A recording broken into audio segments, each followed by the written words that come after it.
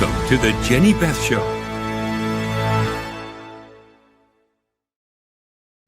A federal indictment just blew open the most powerful leftist attack machine in America. Welcome to the Jenny Beth Show. I'm Jenny Beth Martin. Before we get into today's top stories, I want to share something that happened to me yesterday. One of those rare, energizing days that reminds us exactly why we fight for election integrity, national security, and America first. Yesterday, I was in Washington, D.C., working on the Save America Act, among other issues. I had lunch with several other conservative leaders and House Speaker Mike Johnson. During the lunch, President Trump called. I was able to speak to him, and I reminded him that he spoke at our Stop the Iran Deal rally in 2015, and that our latest polling with John McLaughlin shows 6 in 10 Americans want him to finish the job in Iran. He really appreciated hearing that. The polling is up on the screen right now. It is about to be up on the screen right now. Let's take a look. The question specifically reads, Iran has consistently threatened the U.S. safety, pursuing a nuclear program with the stated purpose of destroying Israel and causing mass destruction to the United States. If we don't finish the job now, the United States may have to take further military action in a few months or years from now. Do you agree or disagree with the following statement? The United States must finish the job once and for all to protect the United States and our allies. 60% of Americans agreed that the United States must finish the job once and for all. This includes 88% of those who agree with President Trump. And that's not so surprising, but this part is notable. 42% of Democrats and 48% of independents agree. 60% of Hispanics, 53% of African Americans, and 61% of people under the age of 55 agree that we need to finish the job once and for all. Today, we have 2 guests who are going to help us make sense of everything happening right now. The first is the pollster who conducted that very poll, John McLaughlin, CEO of McLaughlin and Associates and President Trump's pollster and advisor since 2011. Also, Kira Davis, author and host of The Orange Report, political writer, and Fox News contributor. Kira and John, thanks for joining me today. It's a pleasure. Thank you. All right, so first up, we're going to talk about the federal indictment that just exposed the Southern Poverty Law Center as something far worse than a biased nonprofit. Let me explain something about the Southern Poverty Law Center before we get into this indictment, because I suspect there are people who are listening and watching right now who are not as familiar with this organization as those of us who've been attacked by it. This is a nonprofit organization that is supposed to be educational with a mission to stop racism in America. But they have abused the trust that the media and educational systems have given them for years. They created what they call a hate map and attack conservative groups who have different viewpoints than they do. They attack organizations with baseless claims of racism, and Tea Party Patriots has been subject to those baseless attacks for years. They listed the Family Research Council as a so-called hate group. A madman emboldened by the SPLC website went inside the Family Research Council's office and shot security guards there. In the days before Charlie Kirk's assassination, they listed Charlie Kirk and Turning Point as a hate group. Schools and media often cite the SPLC as the authority on hate groups, when really they are a group that has characterized legitimate, legal, and constitutional policy differences as hate speech. Notably, the SPLC has over $1 billion in endowments. IRS filings show they have tens of millions of dollars in offshore bank accounts. Just yesterday, the Southern Poverty Law Center, which has been on the Department of Justice radar for years, the son of the founder was indicted. For years, the Southern Policy Law Center has attempted to smear conservatives as racist, bigots, and domestic terrorists. The issue is personal to me, to this organization, and to every group that has been targeted by them. they have done more than simply smear groups such as Tea Party Patriots Action. They have unfairly labeled and targeted conservative organizations, and they have put lives in danger with their reckless rhetoric. The Department of Justice indictment alleges that they paid roughly $3 million to informants within extremist groups, including $270,000 to an individual connected to organizing the 2017 Unite the Right rally in Charlottesville, Virginia, and, as Attorney General Blanche said, amounted to funding rather than dismantling extremism. Let's watch what acting Attorney General Blanche said yesterday. Today, a few minutes ago, in the Middle District of Alabama, a grand jury returned an 11-count indictment charging the Southern Poverty Law Center with 6 counts of wire fraud, 4 counts of bank fraud, and 1 count of conspiracy to commit money laundering. The SPLC is a nonprofit entity that purports to fight white supremacy and racial hatred by reporting on extremist groups and conducting research to inform law enforcement groups with the goal of dismantling these groups. The SPLC was not dismantling these groups. It was instead manufacturing the extremism it purports to oppose by paying sources to stoke racial hatred.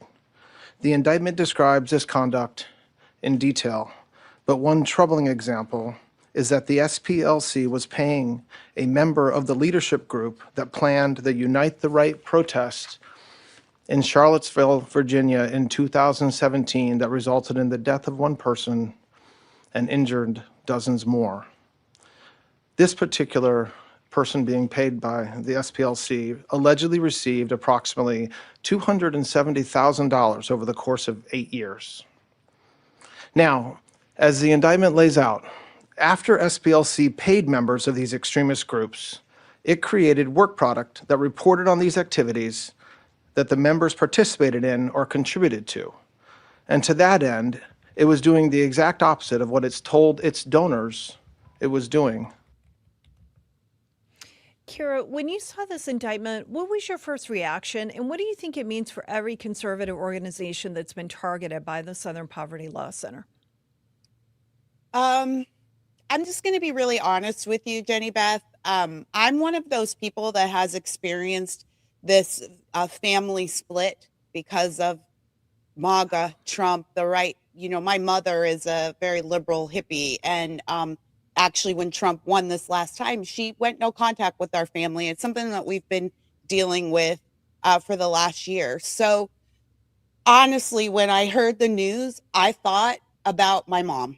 And I thought about all of the people across this country who have experienced just the deepest schisms in their family, people walking away, friendships breaking up because of these lies. You know, we always knew they were lies. That's what we report on, Jenny Beth. And, you know, and you've experienced it personally with Tea Party Patriots. And I, as a mom, that's why I ran for school board in 2022. Same thing. I'm on that list.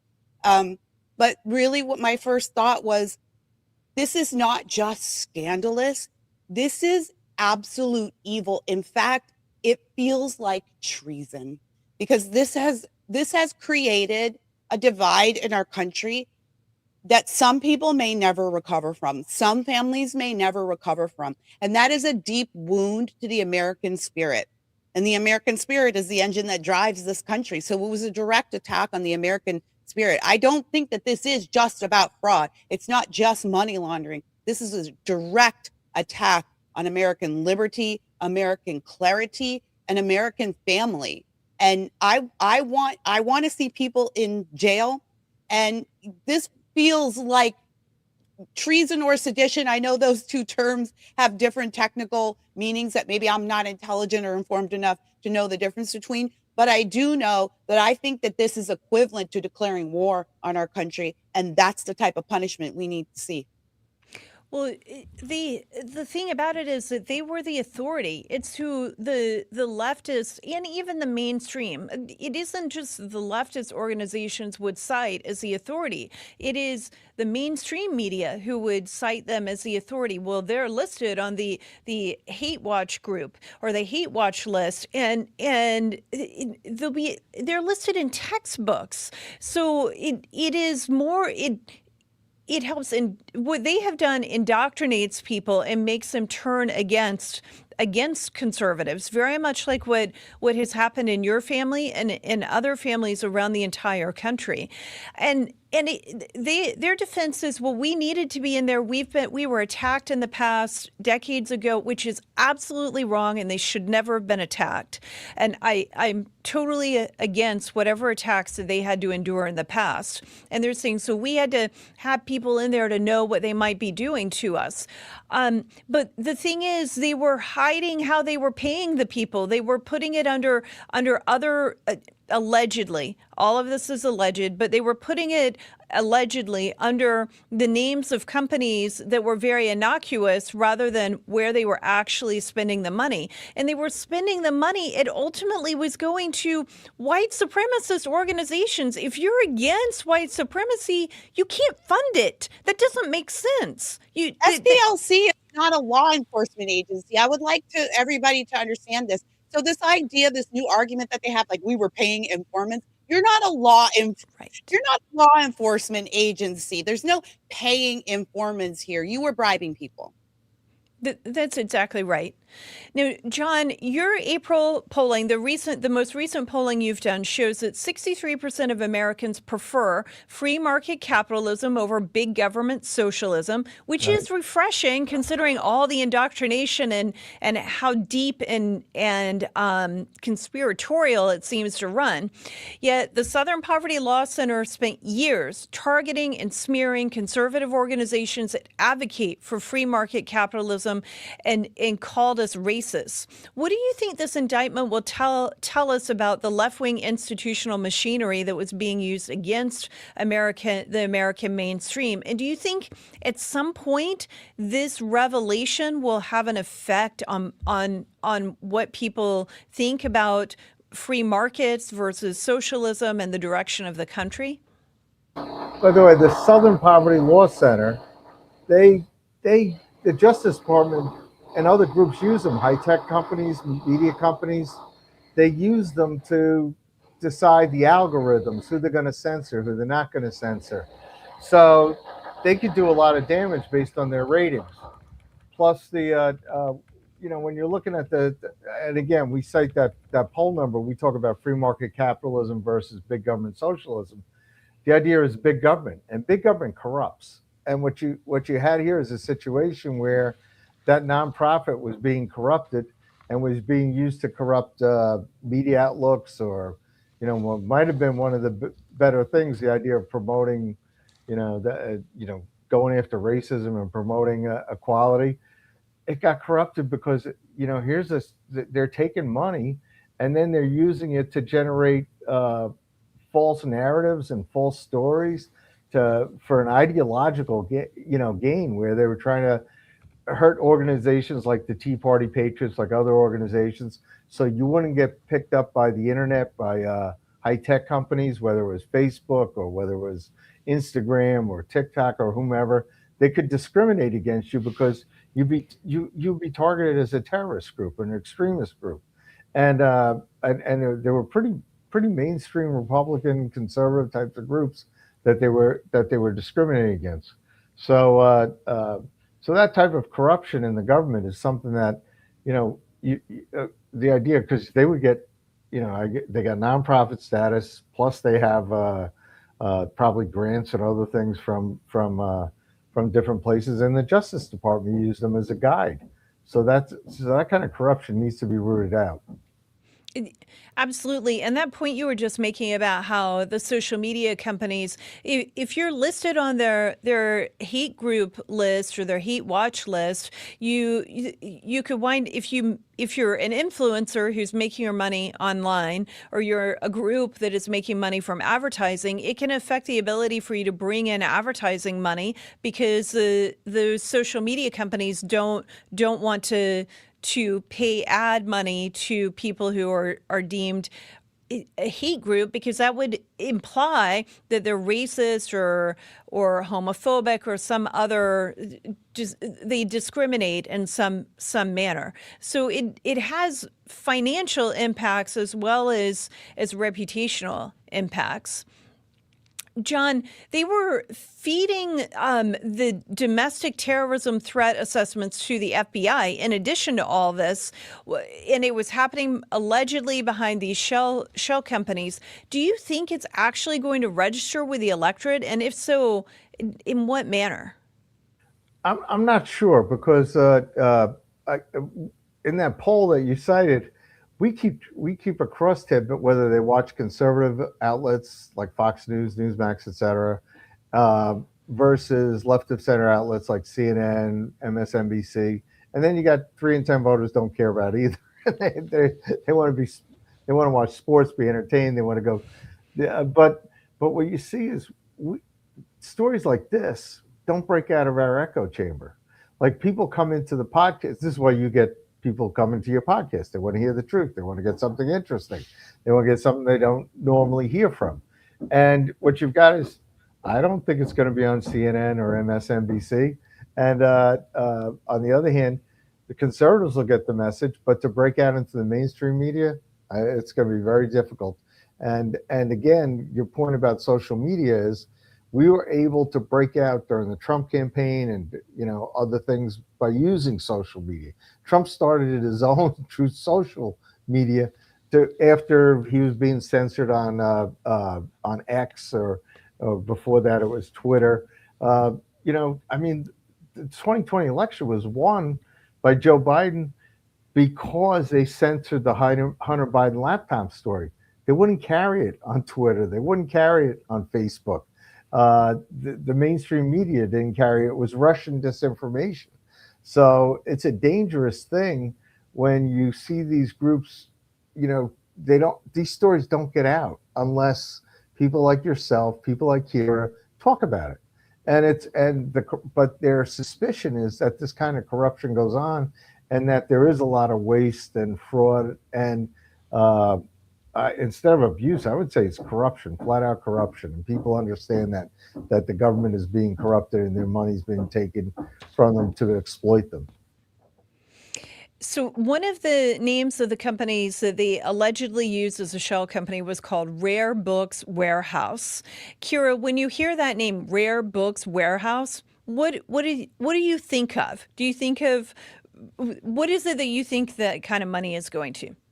I think it's going to finding antique books, old books, which I love. I would be really interested in that type of company. I do want to respond, though, to something that John just said, Sure. Which is that, we're really siloed, and it's really hard for these stories to poke into the mainstream. I just want to say it already has. Today, CNN is covering it. NPR is covering it. USA Today is covering it. Politico is covering it. This story is so big that it is poking through. Now, there's a caveat to that, because they always add caveats to their coverage as well, right? So they've got to spin it. The spin is, which you've already pointed out today, Jenny Beth, the spin is, well, they were paying informants. But the fact that these stories are even being printed, I do think that's a big deal. I think that we have experienced a shift here, and it's not that mainstream wants to cover these things, but they're forced to cover these things now because the whole culture has changed, and so is the nature of social media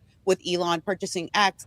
But not just that, they don't want to get sued for posting misinformation, and that is beginning to affect how the left-wing mainstream talks about these stories. They don't even want to be accused of editing things deceptively. So there are some outlets that are at least letting this stuff poke through because they just don't want the accusations, because Trump And Cash is now suing The Atlantic for defamation. Trump has had great success. They've laid down the law. They said, we're not going to put up with this anymore. And I'm beginning to see the ripple effects of that. Now, is it the way we're going to cover it here on this show? No. But I think there is cause for some hope here on that. Well, I think that is refreshing and encouraging, and I'm glad that you highlighted that. And when the mainstream media and the leftist media do the right thing, we should give them a hat tip and acknowledge it. So I appreciate the fact that you're highlighting that. I think the story is so big that you're right. It has to be covered because they were funding. They were funding the very thing that the people on the left actually hate. So to know if you were a donor to them, whether you were a small dollar donor or someone, I believe that I read yesterday, I could be wrong, I'm doing this from memory, but I think that George Clooney, after the event in Charlottesville, Virginia, that he donated $1 million to them. That is a lot of money. I realize he's worth a lot of money, so maybe it isn't quite as much to him as it would be to a normal person, but it's a lot of money. But yet, if you don't make a lot of money, like George Clooney kind of money, and you've donated $5, $10, $100 to them, you don't want that money that you're giving to an organization that's supposed to be fighting racism actually going to fund white supremacist organizations.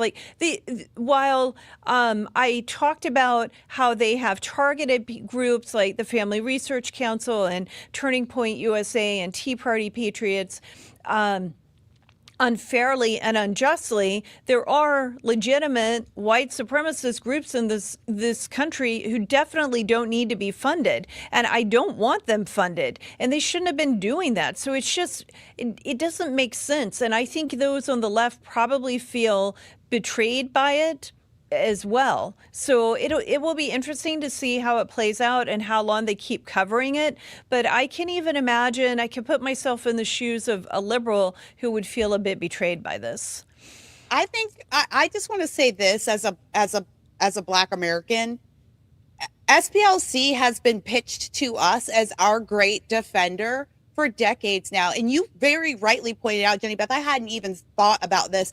This is in textbooks. They teach this group to our children as some great defender of minority rights. And to be a Black woman and to speak even a bit negatively about SPLC has been, that you incur great risk doing that. And people get angry about it. But this has been pitched as like the great protector of Black America. And so some of us are going to really have to do a lot of work to untangle ourselves from that. I just want everyone to understand, this is decades and decades of indoctrination, not just for students, not just for liberal media, but for an entire racial group of people. And think about all of the divide we have and how difficult, as Republicans, we talk about this all the time, how difficult this is to get, other racial groups into the party, open the tent, fight this indoctrination about conservatives and Republicans that has been going on forever, and welcome these people into the party where, frankly, we all belong, where we belong. At least not in we don't belong in the Democrat Party, I can tell you that much, and certainly not after this news. But to think about, it's just, I just go back to this word. It is a betrayal. This is a huge, huge betrayal. We are not angry enough about this yet. This center almost destroyed America. That is treason. This is very serious. That's why I believe that this is not going to go away in the media. The media is going to try. And guess what? It actually doesn't matter, because when people go to jail, they'll cover it. Yeah. That's a good point, that they will cover it when people go to jail. And we have to keep talking about it. And now anytime they're ever mentioned anywhere, this taints them. And we have to make sure that we highlight that they help create the problem, the very problem they claim they were trying to fight. So, and maybe create is the wrong word, because there were legitimate when there is racism in the country, it's not like they created racism, but they went and created events that stirred things up and divided the country. That is what I mean. And it's really, it's quite disturbing. Okay. Oh, and then one other thought that I've had as I've watched this play out over the last day or so, not even quite a day. I just keep thinking, okay, and what other groups on the left are doing other similar things? Are other groups on the left doing things that are stoking the division in the country and funding the very things they claim to fight against just so that they can turn America against America? I hope the answer is that there are not any, and I certainly don't want that happening on the right side of the aisle either. But you just sit there and you hear this and you wonder, okay, is this the only place where it's happened, or does it stop here, or does it continue? And I guess only time will tell the answer to that. So, John, let's move on. Washington's still processing that indictment, and we're going to be learning more about it over the next few weeks and months to come. There is another story that's happening right now that could flip the balance of power in the House of Representatives, and it starts with the map. John, last night, Virginians voted to give Democrats a 10-to-1 advantage in a redistricting vote. Currently in Virginia, Democrats have 6 House seats and Republicans have 5. And we've got the map up on the screen right now just to show what it did look like versus what it is going to look like. Your April polling has a generic congressional ballot as Republicans having 43%, Democrats having 73%. And now with this ballot measure passing in Virginia, what do you think it does for Republicans, the Republicans' odds of keeping the House majority? Does it make a difference with the Save America Act? Does that make that more urgent, or any other legislation more urgent right now? Certainly makes the Save America Act more urgent, but on the other hand, it makes an already difficult task more difficult, because through last year, the Republicans, after President Trump got elected, and there's 156 million people voted, and Trump got 77 million votes, there was more optimism, and there was a narrow Republican majority. Today, it's 217 to 214 in the House. The Senate's 53; they got 53 seats. But all through 2025, we saw that a lot of those Trump voters weren't coming out in the midterm elections. In Virginia yesterday, you had over 3 million voters come out. Well, they had 3.5 million come out during the 2025 November election for governor, where the Republicans only got 1.6 million in a state where, even though Trump lost, he lost close and got 2 million votes. It was similar in New Jersey, a lot of these other states. So there's a big, I think, gap in terms of Trump voters being excited to come out. And when you look at to your original point, if you look at the Save America Act, where 84% of all voters favor proof of citizenship before you can vote, or 77% of the voters favor voter ID, whether it's in person or early voting or election day voting or absentee voting. You know, these are overwhelmingly popular bipartisan American concepts, and the Republicans can't get it through the U.S. Senate. So we need that. We need those kinds of issues to put the Democrats on the wrong side of the majority of Americans. And in Virginia, Spanberger wasn't popular. She was polarizing. She's announced all these taxes. So why didn't they make taxes more of an issue? Certainly they made an issue of reducing minority representation, which is true, because the way they're spreading those districts, you have, you know, it's going to be more difficult for African Americans to win a primary inside the Democrat primary. But the goal for the Democrats was to reduce the number of Republicans from 5 to 1 in the state, which it's the most partisan political gerrymander in the country. And Curie, you're in California, so you already see partisan gerrymandering because your seat is pretty gerrymandered, but it is not quite like Virginia. On the ballot, they literally titled the referendum or the constitutional amendment question, Restore Fairness, but it eliminated the bipartisan redistricting commission that Virginia had just approved by a constitutional amendment just 6 years ago. So from a messaging standpoint, and you are a writer, you are gifted with the English language, how do Democrats keep winning the framing battles, and what should conservatives be doing differently? This is a great question. I'm so glad you asked this question. All right, everyone needs to pay attention. Here in California, as you know, we had the Prop 50 battle. We lost that. We've been redistricted. We got redistricted immediately. Some people who had already filed to run had to refile because their district changed. This is insane. However, everyone needs to know that part of this battle is those ballot measures and how they are worded. You need to know who writes the ballot measures in your state. And then you need to go make sure that you have a Republican/conservative in that position. Here in California, it is the Attorney General.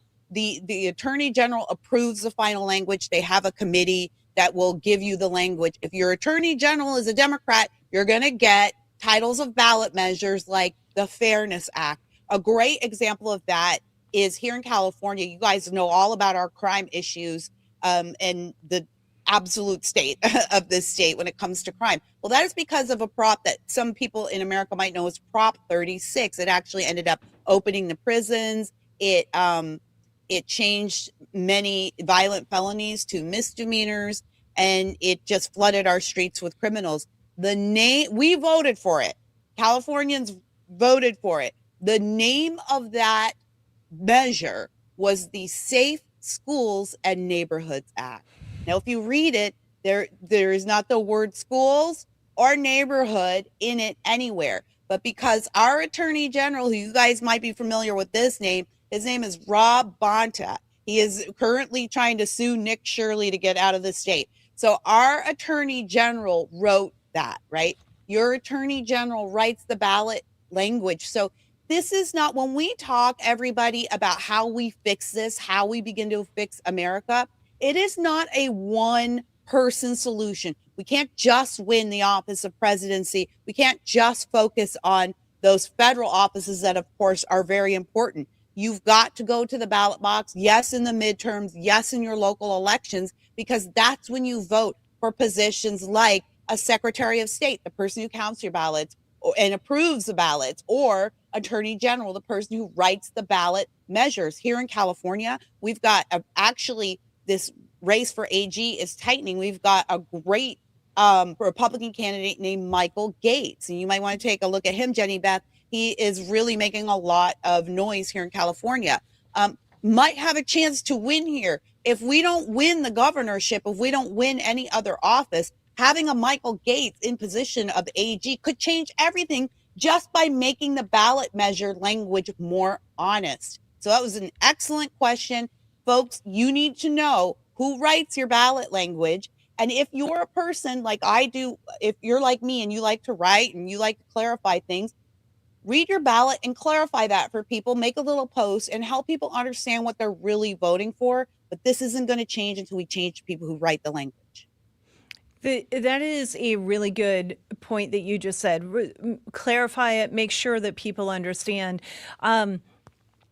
Many years ago, I would do voter guides in my local Republican Party, and for the general election, you know, it's a Republican Party voter guide, so we were supporting all of the Republican candidates. But what we found that was really useful, and it was so exciting to me because I would see people like cut this out from the mailer or the lit that we dropped in their driveway and take it into the polls with them. We would put the amendments for our Constitution. We don't have ballot measures, but we did have constitutional amendments. And we would put it in plain English and then recommend how we thought people should vote on them. And there, as John was just mentioning a few minutes ago, there are, I think you said, John, 3 in 10 Americans who just don't even pay attention to the news at all. Right. They're watching. Yeah, so they're the kind of people, they still go and vote, but they're just not plugged in the way that the three of us and those listening to this show are. And they want that clarity. So I think Right. it's really good. John, now your polling, there's a number that concerns me greatly in the Mhm. polling, and that is that 57% right now think that America is on the wrong track. Right. The economy is the top issue. Cost of living and inflation are up there. And you show that 63% of the people who agree with Trump and MAGA are um, gosh, I'm not even sure if I'm getting that correct. Look, what you're saying about it being on the wrong side, what that people think it's going in the wrong direction. What is it that we need to be considering? How do we fix this? And what are the things that we can do right now from a messaging perspective, talking to our fellow Americans to show them things either aren't as bad as they think, or so that we can try to find solutions to the problems they're concerned about? No, you're right. That's 63%. They want to say that President Trump is right to put America first. And a lot of his messaging, he unlike the campaign, he gets diverted by a lot of issues all at once. But you saw it in his State of the Union address when he said, we need to put the rights of American citizens first before people who are coming here illegally. We need to get, particularly their safety. He was talking about that. And then the idea of taxes, the idea we want to cut taxes. We don't want to increase taxes. We want to give working people more of a chance to earn, keep what they earn, whether it's tips or overtime or senior citizens with tax credits because they're living on pensions, et cetera. So his barometer, when you met, you've met with the president plenty, Jenny Beth, and his barometer is, how does this help America? How do we put America first?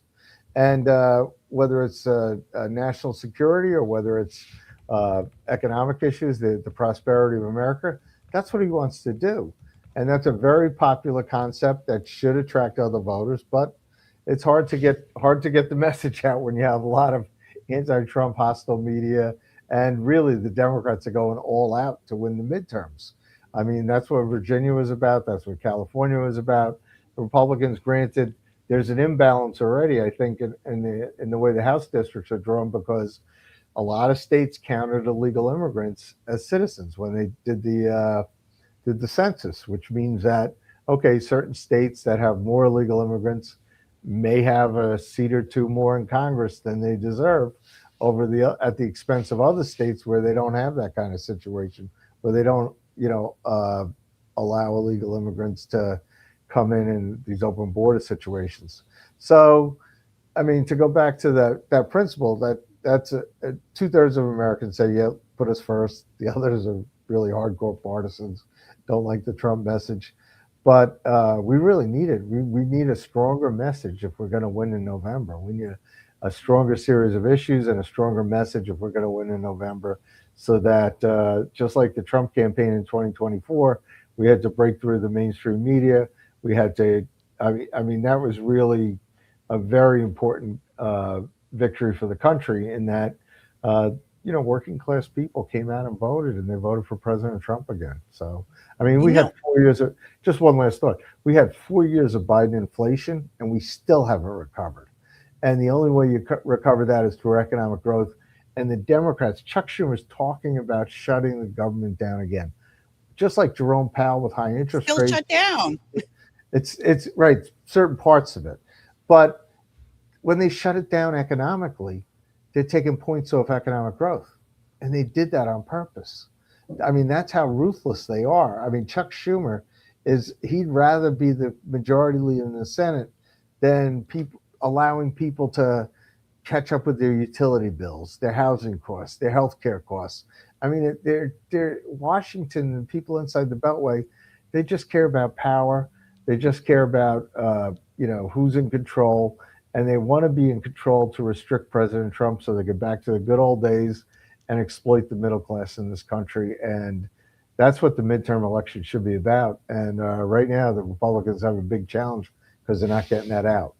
We will win in November if we pass the SAVE Act. That's why this Yeah. is ridiculous. We will win California back if we pass the SAVE Act. We will win, and we will never stop winning if we pass the SAVE Act. And that's why it is absolutely ridiculous what Senator Thune is doing. Someone needs to check into him. You know, like I don't know who's got him on the back end, but if we pass the SAVE Act, I truly believe we might win. We might lose some of those redistricted seats, but I think we can combat all of this, to my mind, illegal redistricting if we pass the SAVE Act. It really is that simple. Kill the filibuster, pass the SAVE Act, pass everything, pass it all right now, right away. Give the economy a few months to gin up before November and watch America come out to vote for Trump's agenda again. It's all in the SAVE Act, and John Thune knows it. There's something wrong with him. Yeah, I think that you're right. And I think that it gives me a perfect segue. And then I'm going to come back and say just a little bit more based on what you said. But this is a perfect segue. You call the United States Senate right now today, tell them to pass the Save America Act and to fully fund the Department of Homeland Security. We just popped that number on your screen. And for those of you listening on the podcast, the number is 202-224 3121, or you can just go to passthesaveamericaact.com and you can send an email through our website to your senators going to passthesaveamericaact.com. And make sure you call. If you're calling, call 2 times. You've got to call and speak to both of your United States senators. Now, Kira, what you were just saying about the Save America Act, I think that what you're saying is that it would help neutralize the way that the Virginia and the other Democrat areas are trying to rig the election in their favor.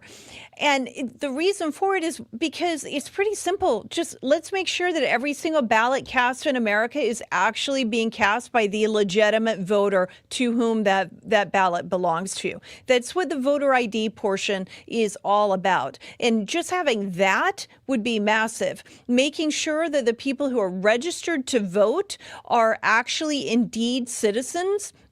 Pretty common sense. Super majority of Americans want it. And I was thinking about this today. You've got 80% plus Americans who want the Save America Act passed. And yet in Virginia last night, barely just over 50% of Virginians wanted to change and gerrymander their entire state. I understand it was a majority, but that was a slim majority. It was not a super majority like you've got for the Save America Act. The United States Senate really needs to get this done. The Democrats should be voting for it because it is the right thing for our country, but they have just proven over and over, whether it's with the SPLC, whether it is with what we just saw from Virginia last night, whether it is with the promises that they're going to go impeach President Trump again as soon as they get power and go after conservatives around the entire country, which they already were doing during the Biden administration, whether it is defunding the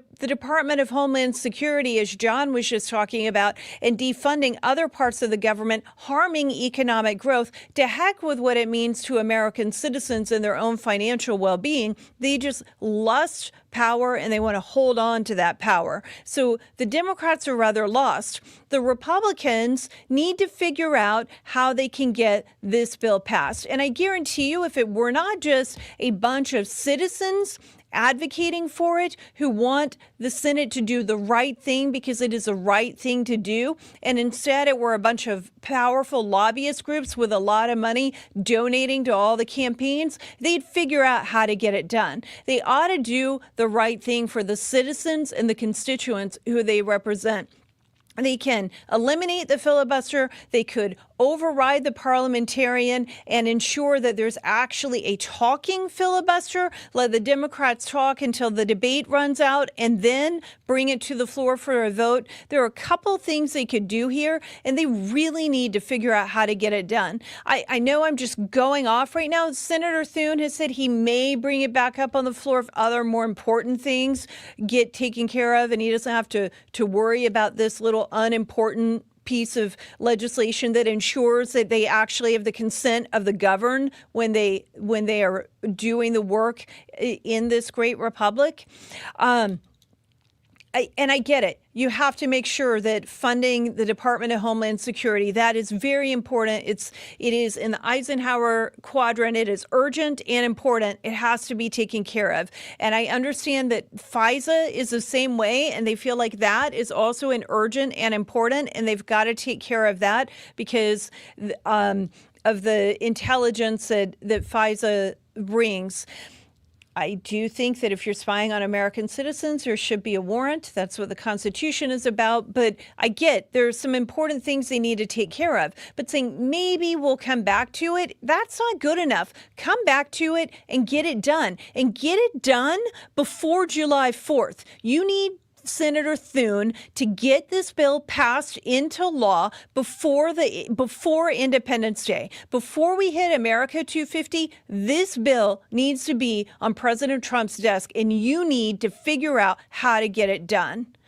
Kira, we were in your state last August talking about the Save America Act, and here we are. It's May. They still haven't done it. The Department of Homeland Security is likely running out of the emergency funding options in the next few weeks. What do you think as you hear these things, and what are the people in California that you talk to? What do they think about just the dysfunction in Washington, D.C.? You know what? I'm going to be totally honest with you. We've got a big battle for governor's race here in California, and that's sucking up everybody's time and energy, even mine. I don't think a lot of people are paying much attention to Congress right now. We're really struggling here. I mean, it is a slog trying to make it through day-to-day life in California right now. And so we've got in fact, tonight there's a big debate between the top 6, I think the top 7 candidates will be on stage, including the top 2 Republican candidates who are vying for the top 2 spots in our jungle primary. So that's a really big deal. This is one thing I do hear, though, when I traverse the state, and I do that a lot. I speak to different groups a lot all over the state. Everybody wants voter ID. Even the liberals want voter ID. Even the liberals here want voter ID. Everybody. And the liberals want it because they feel that Republicans are cheating. And Republicans want it because they feel Democrats are cheating. That's fair. I think that's fair. I think all Republicans can concede. Okay, yeah, we would love for you to make sure we're not cheating on elections as well. The voter ID is something that everyone feels very strongly about it. And I'll tell you something that's a little bit ironic. Because we have the possibility, very, very real possibility of at least one Republican poking through our top 2. We have a top 2 primary system here. We don't have party primaries. For the first time in 16 years, we've got the very real possibility of a Republican poking through to the top. Liberals in California are even more insistent on voter ID because they worry that there will be cheating and God forbid, we'll get a Republican governor after 16 years of one party rule. So that is, I mean, it like you say, this is a super majority issue. Even the left-wing lunatics in California want it. So that's what I'm hearing. People are like, we just want voter ID so we can make sure when we go to vote for governor in November, those nasty Republicans aren't cheating. To which I say, great, let's do it. Yeah, that is really good insight. And I'm glad that you highlighted the importance of the gubernatorial race in California. And I sure hope that a Republican breaks through. So you've got a choice for real general election in November. So, John, we were just talking about Senator Thune and being the bottleneck on the Save America Act. We've got talk that Republicans over in the House side may be trying to, not all, but a tiny handful, which in this the way the House is made up right now, a tiny handful can really mess things up. They're talking about amnesty with the so-called Dignity Act. What does the polling indicate when it comes to both the Save America Act and the Dignity Act that Republican senators and Republican congressmen should be thinking about? Well, the easy one is the Save America Act. By the way, I love what Kira's talking about because I worked for Arnold in the recall against Gray Davis and then his reelection. And the those were fun days, but Fun days. but it's like, but the reality, and we used to put things on the ballot. The attorney general, like, you rewrite it, and you're like, oh my God, that's not. It's the opposite. A yes means no, and a no means yes. Yes. And it's like they would play all sorts of games in California. But now the Democrats, because they put in the jungle primary so that they could take away the Republicans' right to elect their own, candidate for governor and Congress, et cetera. And now it's backfiring on them. And it's backfired to the point where they're the ones who leaked out the stuff on Eric Swalwell, not us. Right. Republicans aren't that good. Right. So they're blowing him up to consolidate the field for the Democrats. I mean, how corrupt can you be? I mean, if they were going to win the governor's race, they would have left the guy in Congress. They didn't care, or left him in if he was the front runner for governor, they would have left him alone. So, but I digress. But going back to Save America Act, huge popularity, and it's costing. By the way, I think Senator Cornyn his reelection in the runoff against Ken Paxton in Texas. Full disclosure, I'm not working for either candidate, but Ken Paxton said, "Oh, if you get it passed, I'll drop out." He can't get it passed. The Senate leadership is going to lose one of their own because Texas Republicans in their own primary want to vote. They're overwhelmingly supportive of the Save America Act. They want voter ID. They want proof of citizenship because they know that Texas is a big target for the Democrats, so that they can do what they do in, like, my home state of New York, where you've got, you show up in the polls and you give them your voter ID, and they're like, "Oh, put that away." It's like, we want to cheat. You can't do that. So, and I'm going to have a challenge with Bruce Blakeman. We're going to have to figure out how to. He's within single digits at Kathy Hochul, and he could win because we don't want Mayor Mondami running the state, and he's running the state right now with Hochul. But going back to the Save America Act, overwhelming popularity. The Republicans need to figure out how to get that passed. Otherwise, you're going to see tens of millions of Trump voters, independents, Democrats who support Trump, Republicans certainly. They might just not vote in November. We have to get them excited to vote. We have to have a real contrast with the Democrats, but we have to point to success. And as Kira's saying, this is important for this year, this November. If the whole country needs voter ID, we have a better shot at winning in New York and California and Illinois, places where we haven't won before. And we're able to defend congressional seats because they're finding thousands of illegal immigrants on the rolls. In New York State, if you get a license, a driver's license under the green light law, they automatically put you on the voter rolls, even though they know you're an illegal immigrant. And the only way they get you off is if you decline. So there's a lot of corruption going on here, where the voters will reject that. And as far as the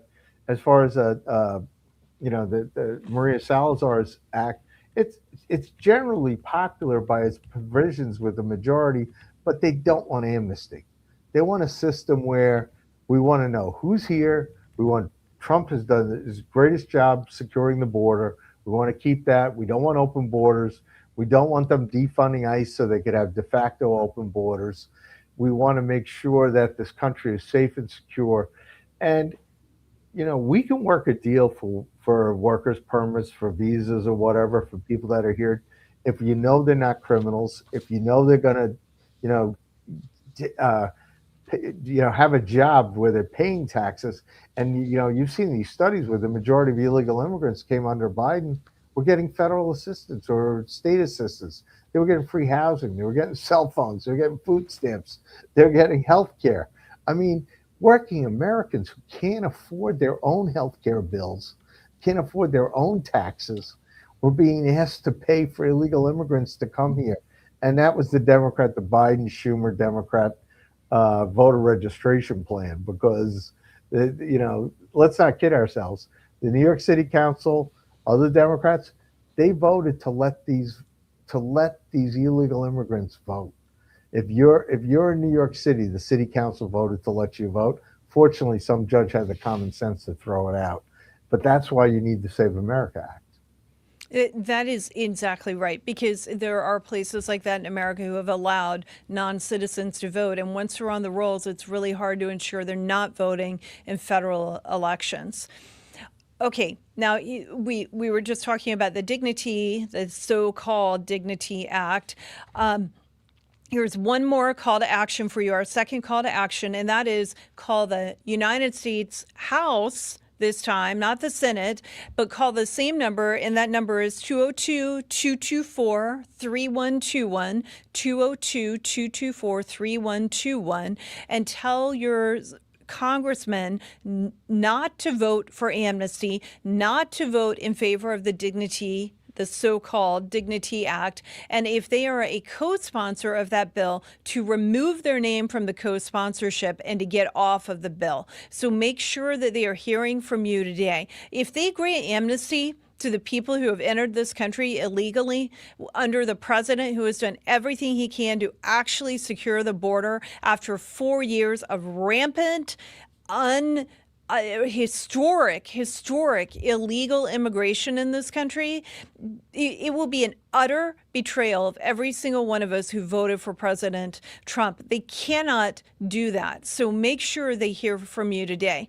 Okay, we've got 3 more topics. We're going to go through them in a lightning round. Before we do that, we're going to take a very quick break.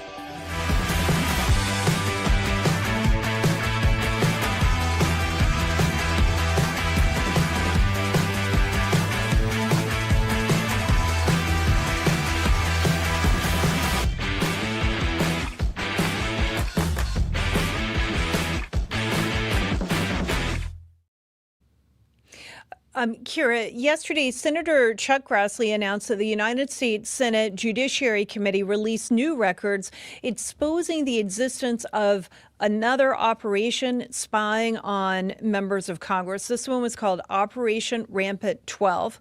The FBI secretly obtained members, meaning congressmen and senators, phone toll records as part of the investigation, despite text messages inside the Department of Justice between prosecutors expressing concern about the legal requirements and authority to do so. The FBI headquarters closed the investigation after a year because they couldn't even come up with any credible evidence that the members of Congress had done anything wrong. Kira, what does this tell you about how weaponized the federal government became under Biden and the Democrats? And what does it say about what accountability actually looks like and why we need to be careful as we're going into November? There's a lot at risk if we don't maintain the majority in the fall. Well, again, I just want to go back to, this is why we need the SAVE Act, right? This is about more than just, making sure future elections are safer. We need the SAVE Act to rectify things like this. We need the SAVE Act to combat things like this. And we've been talking about what SPLC, that whole controversy. But we've already known this. We've already known that they're spying on us. We've already known that, those of us who don't work in government, but who work in activism, we've been under this thumb since the Obama administration. So this is just chickens coming home to roost. This is just finally the mainstream picking up on what people like us have known for a long time. But absolutely, it will not stop if we don't have accountability. And I loved what John had to say about how President Trump looks at every situation, not on what's going to be good for his poll numbers, but on what is good for America. And Americans aren't really used to that. We're used to being pandered to. We're used to having our ears tickled. And so, of course, that's being reflected in the poll. But success will be our victory. Success will be our unity. President Trump has said that since his inauguration day.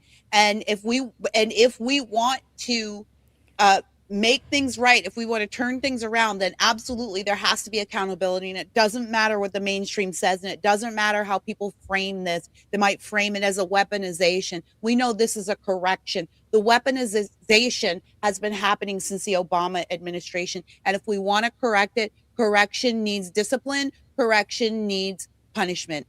And that's what the American people expect right now. We want to see people punished. We want to see perp walks. We want to see mugshots. Absolutely. Okay, Kira, I know you've got a heart out. If John, you can hold on for just a minute. Sure. Okay. Pardon me. Kira, I blew Jenny Beth away with that amazing commentary. You did. We want to see those perp walks and accountability. Okay, Kira, thank you so much for joining me. I hope to have you again sometime soon. Absolutely. Bye, John. Thank you. Bye-bye, Kira. Okay, John, one last topic for you. You are constantly polling the electorate, but you just, in this poll from April, you went back through questions about Iran. Tell us what you learned from that and where the American people stand when it comes to the Iran conflict, because the mainstream media seems to be trying to paint a narrative against what President Trump is doing in Iran. Oh, absolutely. I mean, you just saw Democratic Senator Chris Murphy in Connecticut was putting back out Iran state propaganda media that wasn't true, saying that so many ships had run the blockade, or the American blockade, and it wasn't true. It was Iranian propaganda. And so the sad part is there's a lot of media, there's a lot of Democrats who are so deranged about President Trump that what they want to do is they want to they're almost rooting against us. And for those of us who have friends and family in the military, that's a real betrayal. But the Americans don't like war. In the recent poll, we asked your questions a month ago, and we found very similar results. But so on the support or oppose the military action to stop Iran from getting nuclear weapons, 52 to 40, they support that. Whether they think it was warranted and justified, 59% to 31% agree with that, and 60 to 30 they agree that we need to finish the job. So it's all about stopping Iran from getting nuclear weapons. The media doesn't even ask that. In the same survey, we asked if they watched President Trump's April 1st address to the country, which he did in prime time, and 32% did. Another 47% only saw news reports. If you watch the address, you said 6 out of 10 voters said President Trump's doing this to stop the Iranians from getting nuclear weapons. If you saw the media report, you were split 47-46. You thought it was more about taking the oil or regime change. So it's a real challenge because we're in this partisan prism of either you like Trump, and Trump had a 49 job approval list, 46 disapproved in the survey, the way we asked it, and it's 1,000 likely voters. So he's more popular than a generic vote for Republicans. He's pushing through his agenda, but Americans don't like war, and but we're willing to do this because we can't afford an Iran with nuclear weapons. No, we absolutely cannot. And one thing that I think is the polling that you have done shows, and we helped write a couple of those questions. You used them again this month, and I'm glad to see that they're getting good results. When Americans are reminded that Iran has killed people, including killed Americans, including in 2024, it changes. It helps explain why President Trump is doing what he's doing, and he's saying they can never have a nuclear weapon. He's been consistent on that. He spoke at our rally about it in 2015, but he was saying they can't have a nuclear weapon long before our rally in 2015. It's something he's been consistent about for decades, and I think that Americans were so wrapped up in what happens in our own country, and we live in the greatest country the world has ever seen. No matter how frustrated we get at Democrats or Republicans or SPLC or whatever it may be, we still live in the greatest country the world has ever seen. And sometimes I think that because we live in this great country, we can get upset about things that don't really matter, that in the grand scheme of things, in a month from now, 5 years from now, we're not even going to remember the things we're fussing about. But there are some things that really do matter. Making sure that Iran does not have nuclear weapons that they can aim at Israel or America. And by America, I mean New York City, Washington, D.C., Miami, Florida, anywhere else in the country, but big, huge population centers on the East Coast of the United States, or San Francisco and San Diego and Seattle, Washington on the western side. It doesn't matter where, but we cannot let that happen. They are radical. I have heard them described as being a death cult. I think that is a good description. And people who are like that, who have the death cult mentality, they cannot have nuclear weapons. And we have an obligation to our own country and our own citizens and the entire world to help ensure that does not happen. And we may not like it. We may not like the responsibility that we have to have, but we live in the greatest country in the world. And with living in this wonderful country that we live in, we do have a responsibility and an obligation to ourselves and to the rest of the world to help ensure that Iran can't have a nuclear weapon. And we have had presidents who are unwilling to address this situation. And President Trump has the courage and the wherewithal to get it done. And it isn't easy. And I honestly don't even think it is something that President Trump wants to do. I don't think he wanted to have to engage in this conflict in Iran.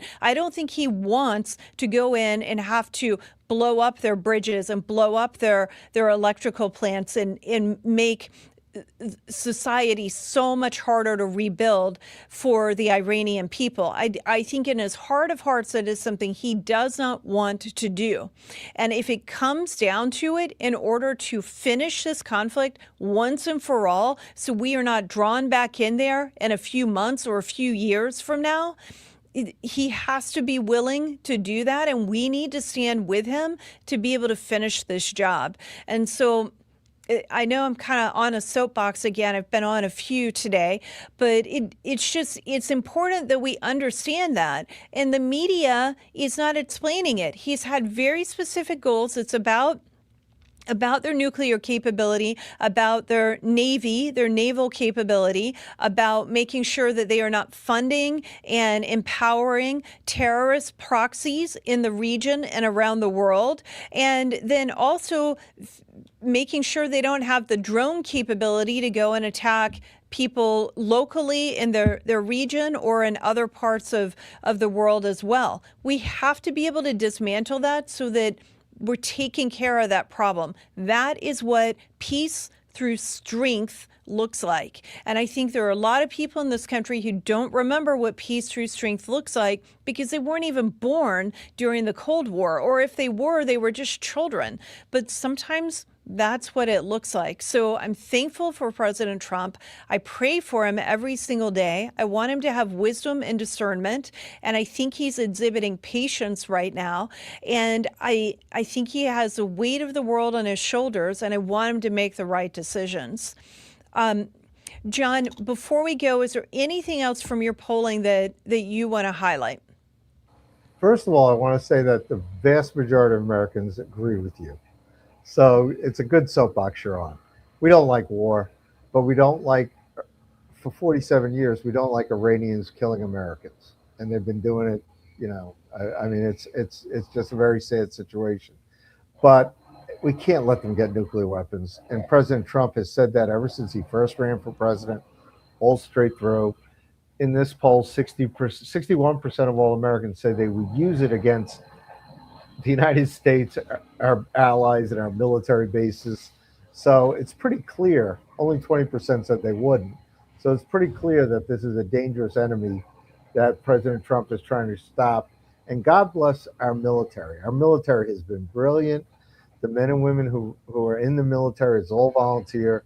What they're doing right now, risking their lives, will save American lives and lives around the world in the future. And we've got to be successful in this now, because the appeasement of whether it was President Obama or President Biden, that doesn't work. These guys are terrorists, and we don't want to go through any more 9/11s. We don't want to go through any nuclear 9/11s. The Iranians, they have a goal, and the goal is, they would love to see America destroyed, and we can't let it happen. You're right about that. We absolutely cannot let it happen. John, thank you so much for joining me today. Thanks for the polling that you're doing, and thanks for helping us figure out the best way to take the issues we care about and convey them to Americans who agree with us. They just need more information to remember they agree with us. Yep, we have to win these elections. Save America Act, get it passed. Thank you so much, John. Okay, and before we wrap up, I just got news that Georgia Democratic Congressman David Scott has died. He was first elected to the House in 2002. He served both as the chair and ranking member of the House Agriculture Committee. He represented a safe Democratic district east of Atlanta. I first met Congressman Scott in a green room at C-SPAN many years ago, and we exchanged phone numbers, and we've actually we stayed in touch over the years. We didn't agree on a lot of issues. When the COVID lockdowns happened, we communicated a lot, and we just agreed there are a lot of things, a lot of issues we don't agree with, but people are scared. Let's see if we can help get them the information that they need and help try to keep the people in our own networks calm and reassured that there was hope in the midst of COVID and the lockdowns. So I am praying today for David Scott's family and his friends and his staff, and I just wanted to share that. We do have quick calls to action before we finish out. The first is, once again, call the United States Senate and tell them to pass the Save America Act and to fully fund the Department of Homeland Security. That number is 202-224-3121, and our website is passthesaveamericaact.com. Call there twice, speak to both your senators, then call a third time, speak to your congressman, and tell your congressman no on the so-called Dignity Act. No amnesty, not now, not ever. It's the same number, 202-224-3121. And if your congressman is a co-sponsor of that bill, tell them to get off the bill. They don't need to sponsor it. We do not want amnesty, not now, not ever. For resources, links, and the action items from today's episode, go to teapartypatriots.org. And if you are watching on YouTube, make sure that you watch the other issue, the last time that we had John McLaughlin on. I think that was back in November, so we'll make sure that we include a link for that so you can see what he had to say the last time he was on. If this show helped you understand what's happening in America, make sure you subscribe and you like it and share it with other people. Thank you so much for joining us, and we will see you tomorrow. If you enjoyed today's conversation, go ahead and hit like and subscribe. It really helps us reach more people who care about liberty and the Constitution. You can find this and other episodes at jennybethshow.com, as well as Facebook, YouTube, Rumble, Instagram, X, and your favorite podcast platform. The Jenny Beth Show is hosted by Jenny Beth Martin. The Jenny Beth Show is a production of Tea Party Patriots Action. For more information, visit teapartypatriots.org.